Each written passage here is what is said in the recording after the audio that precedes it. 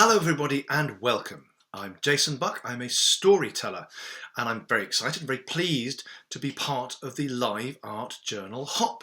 24 of us artists and creators producing something every day for you guys out there. Have a look down in the description of this video for more details of other people who will be doing some great work, some great live art hops, and the links to the group, because there are competitions and there are prizes if you go along and like the pages. But first, let me tell you a story that I wrote for the Christmas period. This story is called The Angel's Feather.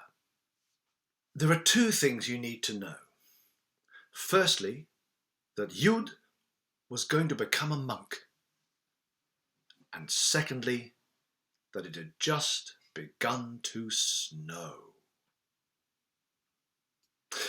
On becoming a monk, Yud was clear on this, and there were certain reasons why he was going to be a monk. He loved God, as all good people did, but there was something that he loved almost as much as God. Even more if he was honest and his tutor, a priest, wasn't listening. And it was this thing that he loved that made him want to become a monk. Yud was 16, a young man. And the girl about his age who was standing opposite him as the heavy flakes began to drift down around them and the ground sparkled was going to help him achieve his dream. Lying in her open hands was the artifact she had brought him as promised, and it was that was going to help him indulge his true love.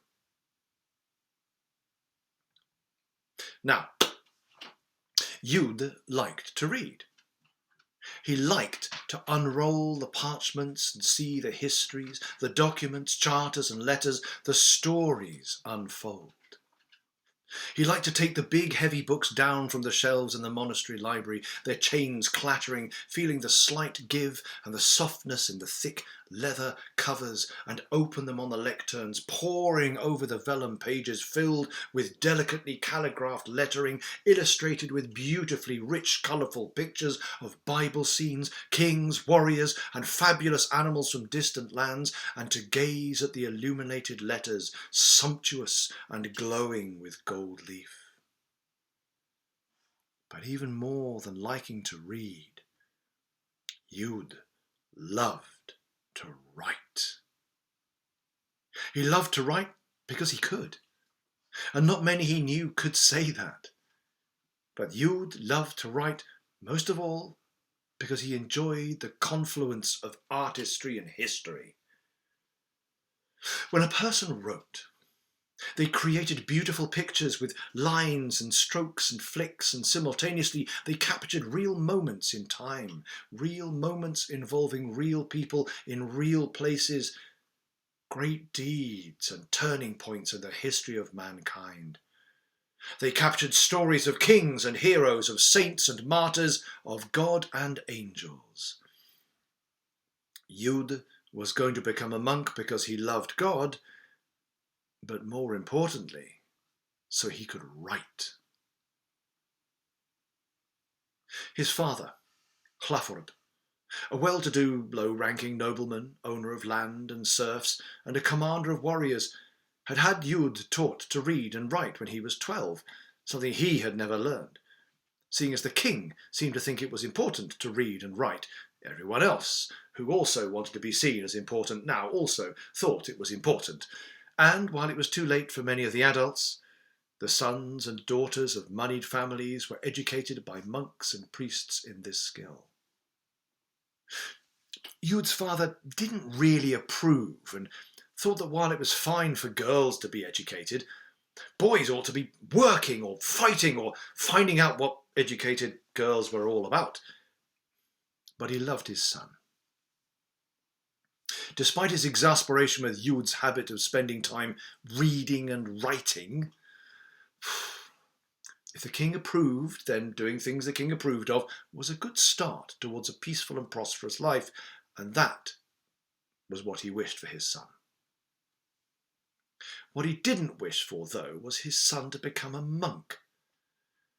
He'd hoped his son would take over the family estate, give him fine, strong grandchildren, and help enforce the peace with the Danes. Jud, however, was quite clear that he wanted to become a monk and to spend his days in service to God, reading and writing. This age-old tension between father and son who wanted different things often led Jud, an only child, to wander the countryside by himself, deep in his own thoughts. It had been a few years since the peace treaty with the Danes, the Vikings, who now held most of England north of Wessex under what was now called Danelaw. So the countryside was relatively safe, and patrols of Saxon warriors kept any bands of raiders or bandits at bay. Besides, Jud, as the son of a nobleman, had been given his first sword at the age of 13, and now at 16 was both reasonably proficient in its use and still fleet of foot enough to escape from most danger.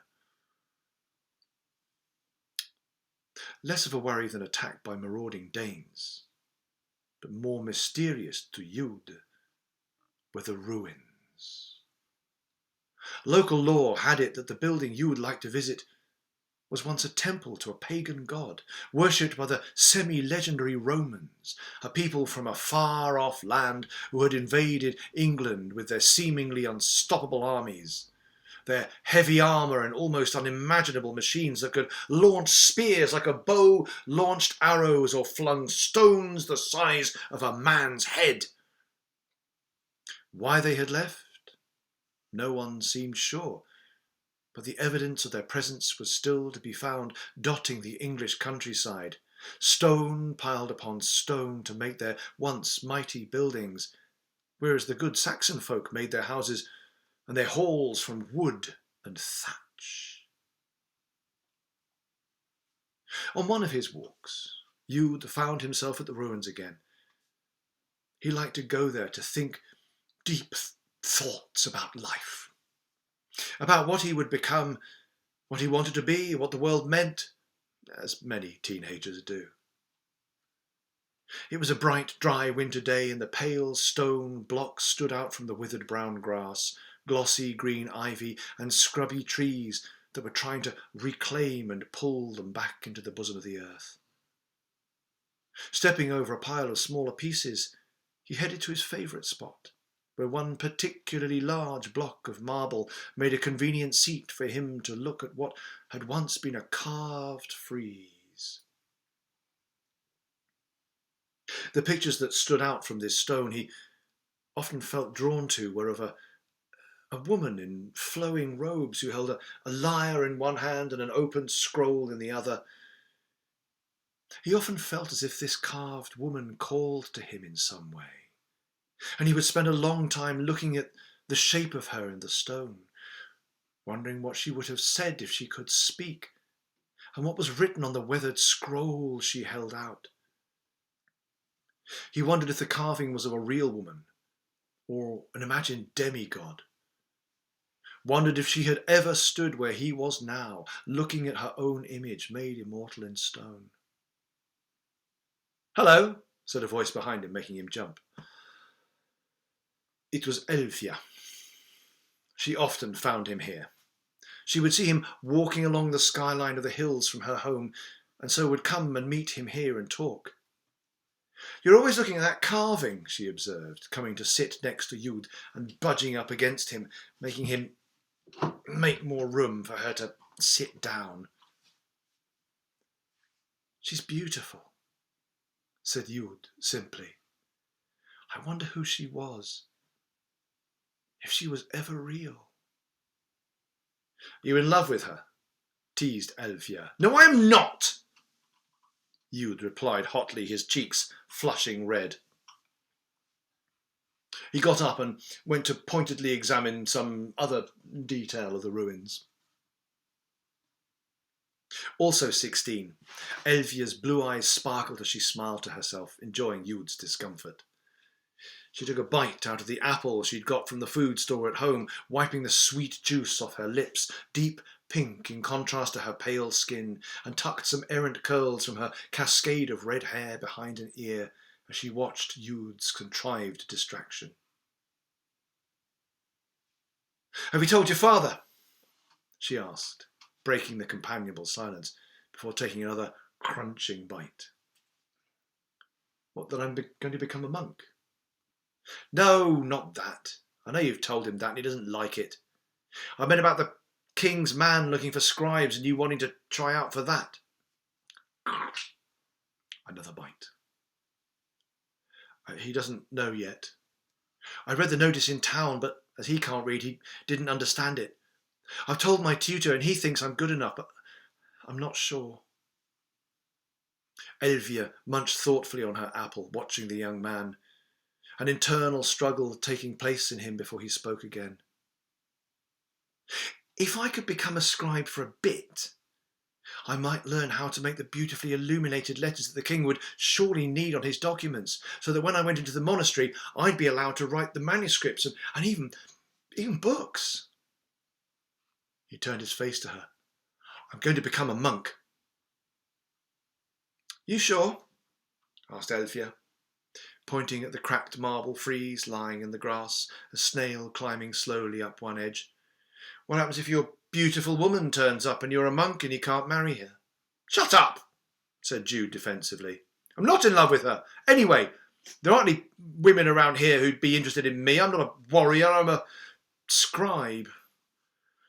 Or at least I will be one day. What woman would be interested in someone like me? Elvia gently lobbed her apple core at Jude. Crossly he jumped out of the way. What was that for? He asked. Really? She said. But the young man had no idea what she meant. Shaking her head and muttering something about boys, Elvia hopped off the marble block, brushing her skirts down, and started to head off towards home. Tell your father what you want, and then one day you'll become a monk, she called over her shoulder, throwing him a wave. Jude stood in the centre of the ruins, looking again at the woman in the carving, with her lyre and the scroll, as the shadows lengthened and winter's chill nibbled the air, before he, in turn, walked home. The conversation with his father saddened him. But what teenage lad had ever been put off by someone else's lack of vision when it came to their own destiny? Hlafur had heard what his son had to say, and after expressing his desire that he really would rather that he took on some of the estate and improved the family name, he conceded that if that was what Jude wanted, and God had called him to a monastic life of letters, that this test was an opportunity to help him on his way, and yes, he would pay for his tutor to give him extra lessons in preparation.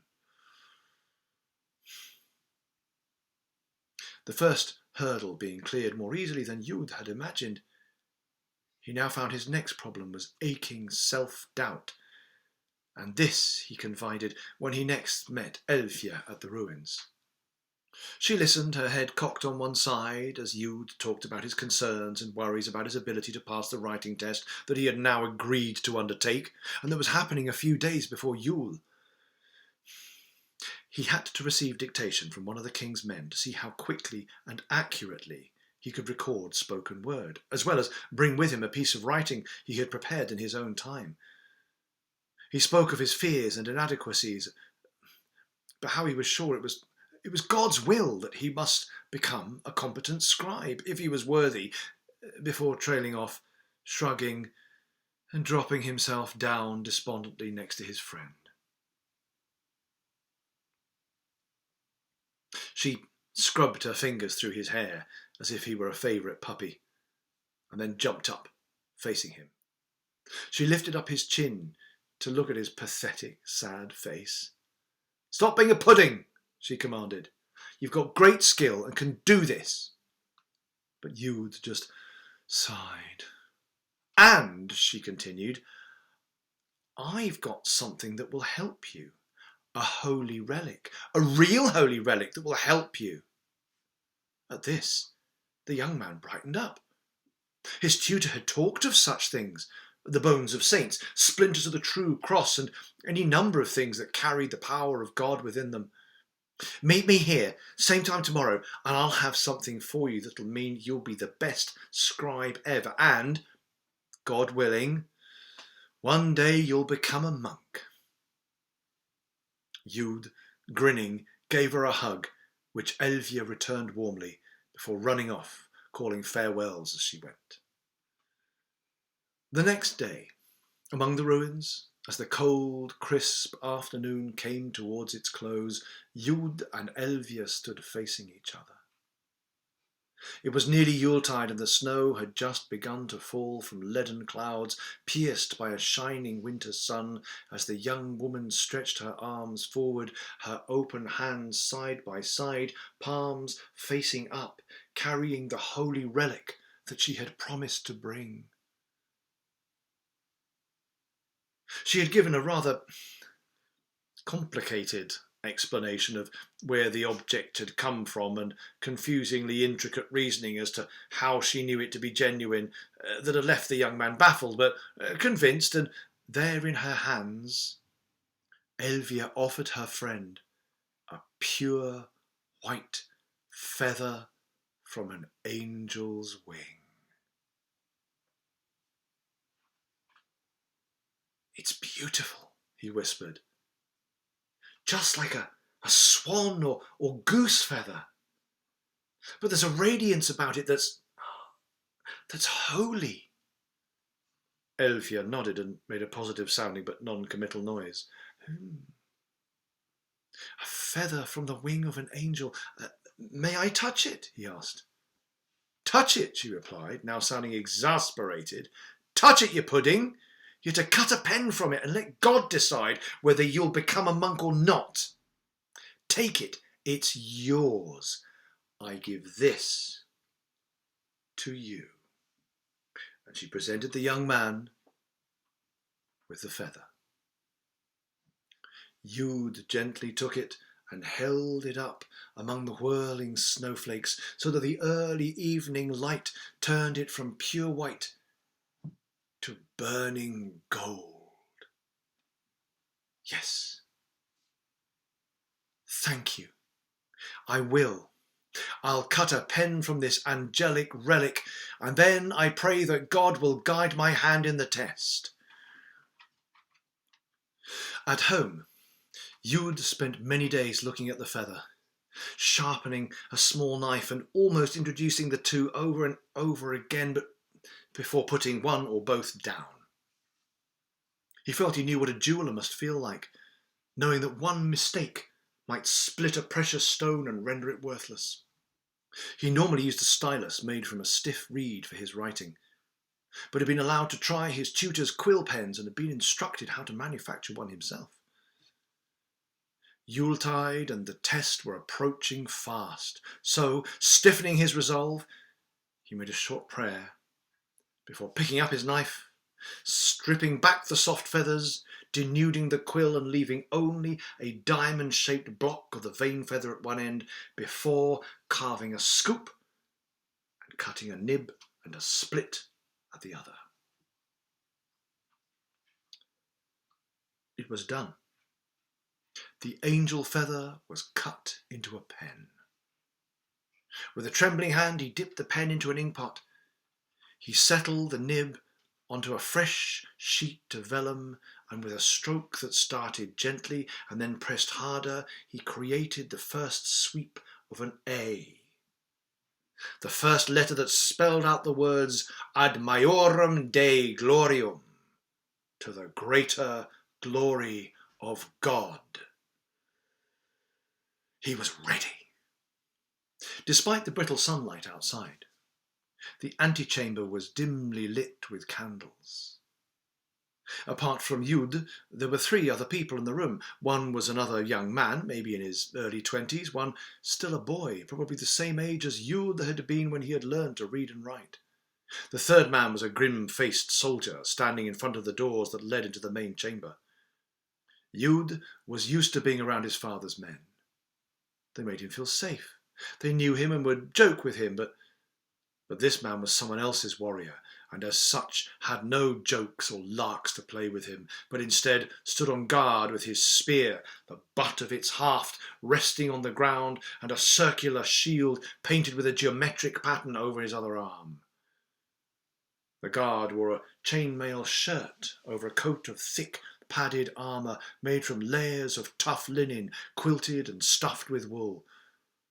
Tall and powerfully built, and thickly bearded, the guard glowered from under his helm and pointedly ignored the three nervous individuals who sat silently on benches. Looking back at the others, Yud worried that he was either too young or too old. Whichever of the others he looked at, he decided they'd be much better qualified, more experienced, or just more talented. But then he remembered the feather, and squeezed the soft leather bundle that was on his lap, containing this holy artifact, as well as his own piece of writing to show, and he felt comforted. After it was finished, Yud had no idea how the test had gone. He felt he'd done what was asked, but was also plagued by doubt. Yud had run up the hill, through the snowy white landscape and through the falling flakes to the ruins, and impatiently paced back and forth in front of the frieze with the woman with the lyre and the scroll, hoping Elfia would see him from her father's farm in the valley. Stamping his feet to keep out the chill, Yud didn't have long to wait before he saw Elfia's red hair against the snowy fields in the distance as his friend trudged up the hill. "So?" she asked, leaning on her knees to catch her breath. Mutely, Yud held out the scroll. "I'm not reading it, you pudding! You're the one who wants to become a monk. You're the one who took the test to become a royal scribe. You're the one who should read it!" With trembling hands, the young man broke the seal and read the contents. Elvia felt her heart drop as Yud's face turned white. His arm dropped to his side and his chin sunk to his chest. She reached out and pulled him close, feeling her own tears welling in sympathy at his disappointment. "Oh, never mind," she said, hugging him tightly and scrubbing her hand through his hair. "I'm sure the monastery will still be very pleased to have someone of your talent in the scriptorium." "It's not that," Yud interrupted, pulling away from her a little. "I passed. They want me to become a scribe for King Ealfred. I did it," he finished limply, unable to believe it. "Pudding!" shouted Elvia, thumping him on the shoulder. "I could murder you! I thought you hadn't done it! I knew you could do it! I knew it!" A slow smile crept across Yud's face as the realization sunk in. "I'm going to become a scribe. Then I'm going to become a monk. I'm going to write, and I can do it all day, every day if I want, and I'll even get paid to do it." The two young people stood, smiling, laughing, hugging each other as the silent snow settled all around them. "I really couldn't have done it without your angel's feather," smiled Yud, taking Elvia's hands in his, while she smiled and shrugged without answering. "No," he corrected himself, "I couldn't have done it without you." "However can I repay you?" he asked, shaking his head in wonder at the young woman. A few moments passed in silence, each looking at the other, before Elfia quietly answered, "A kiss might be a start." Yud felt like he'd been struck by a thunderbolt. Well, yes, he thought about Elfia in that way, but he was going to become a monk, and anyway, she wouldn't be interested in him like that, would she? With snowflakes landing on their lashes and cheeks, the two people pulled each other close and they kissed. A kiss that felt like it could have lasted for forever and a day in the snow-blanketed winter silence.